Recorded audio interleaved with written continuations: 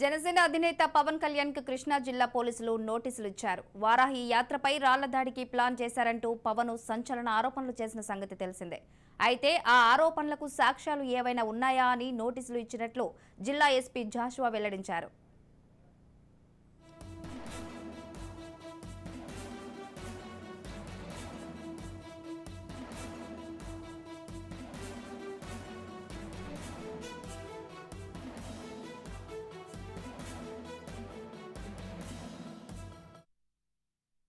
పవన్ రెచ్చగొట్టే వ్యాఖ్యలు చేసినందుకే నోటీసులు ఇచ్చామన్నారు జిల్లా ఎస్పీ జాషువా. దాడులు జరుగుతాయనే సమాచారం పవన్ కి ఎక్కడ నుంచి వచ్చిందనేది తమకు తెలపాలన్నారు. తాము పంపిన నోటీసులకు పవన్ నుంచి ఎలాంటి రిప్లై లేదన్నారు. రిప్లై రాలేదంటే ఆయన నిరాధారమైన ఆరోపణలు చేస్తున్నారని అనుకోవాలా అని ప్రశ్నించారు.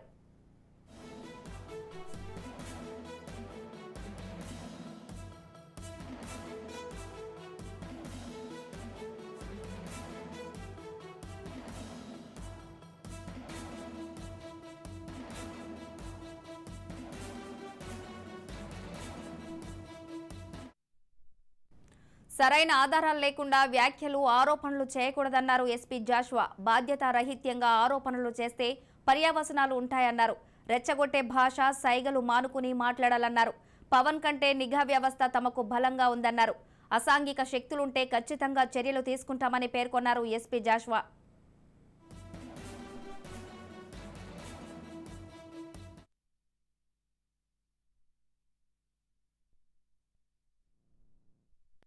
ఏమని చేశారంటే కొన్ని అసాంఘిక శక్తులు, రౌడీ ఎలిమెంట్స్, అలాగే అన్స్క్రూప్యులస్ ఎలిమెంట్స్ కొన్ని ఈ సభలోకి ప్రవేశించి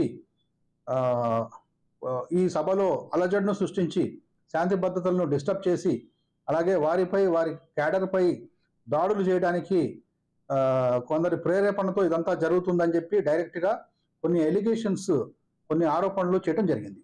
ఈ ఆరోపణలు వీటన్నిటినీ మేము నిశ్చితంగా పరిశీలించాం. ఈ ఆరోపణలు చేయటమే కాక చివరిగా వారి క్యాడర్కి ఒక సందేశాన్ని ఇచ్చారు. వారి పార్టీ క్యాడర్కి ఏమైనా సందేశం ఇచ్చారంటే, మీరందరూ తిరిగి వాళ్ళని చేతులు కాళ్ళు కట్టేసి వాళ్ళని బంధించండి అని చెప్పి ఒక సందేశం ఇచ్చారు. సో ఈ సందేశం అంతటిని మేము నిశ్చితంగా పరిశీలించడం జరిగింది. అలాగే న్యాయపరమైన సలహాలు కూడా తీసుకోవడం జరిగింది. దీని విషయంలో ఏంటంటే, అసలు అవనిగడ్డలో ఒక సభ జరిగింది, పబ్లిక్ మీటింగ్ జరిగింది.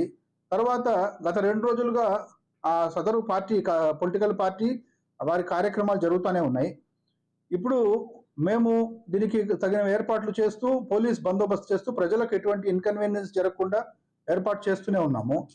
నిన్న ఆఫ్టర్నూన్ వారి స్టేట్మెంట్ జరిగిన తర్వాత నిజంగా ఆ విధంగా అంత దారుణంగా రౌడీలని, అసాంఘిక శక్తులని ఇటువంటి ప్రదేశంలో, మచిలీపట్నం, పెడన లాంటి ప్రదేశంలో వచ్చి ఆ మీటింగ్ని డిస్రప్ట్ చేయడానికి ప్రయత్నిస్తారనేది, దానికి సాక్ష్యాధారాలు ఏంటి, ఆ సమాచారానికి బేస్ ఏంటి, దానికి ఏమైనా ఇన్పుట్స్ ఉన్నాయా, క్రెడిబుల్ ఇన్ఫర్మేషన్ ఉందా, అటువంటి స్టేట్మెంట్ చేయబోయే ముందు మీకు ఏదన్నా క్రెడిబుల్ ఇన్ఫర్మేషన్ ఉందా, మీ క్రెడిబుల్ సోర్సెస్ ఉన్నాయా, ఇన్పుట్స్ ఉన్నాయా అనే దాని మీద వారికి